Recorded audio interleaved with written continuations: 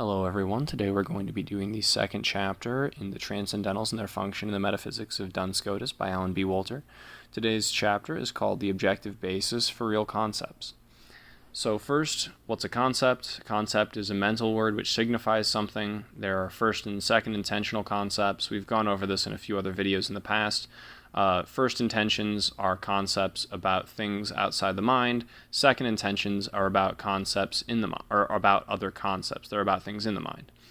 Real concepts are first intentional. They have to do with extramental reality. Second intentions are the result of the comparisons made by the mind between different ideas. Now we've got partial knowledge. Real concepts either signify a whole, a part, or an aspect of a whole.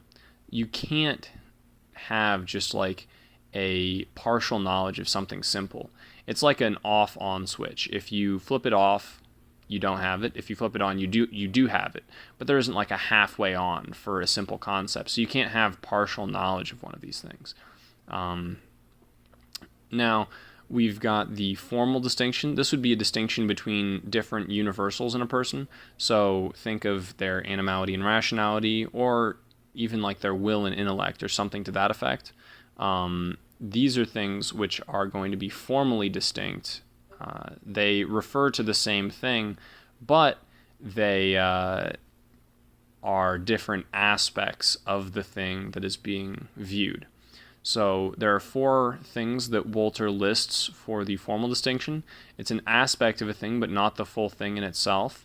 Its simplicity will forbid a strict definition, but if they could be defined, their definitions would be different.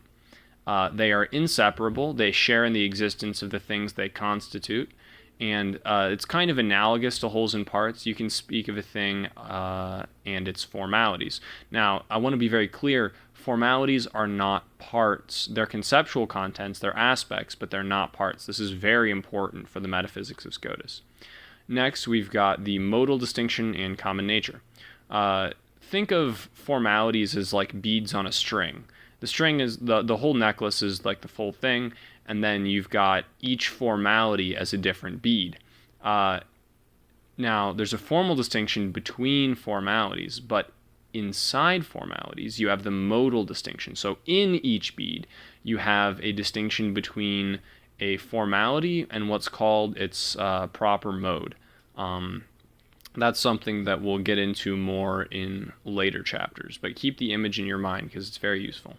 Then finally, we have Scotus's quick take on universals. Universals are second intentions where the intellect compares two real concepts that are similar. That would be two formalities. And that'll be all for this episode.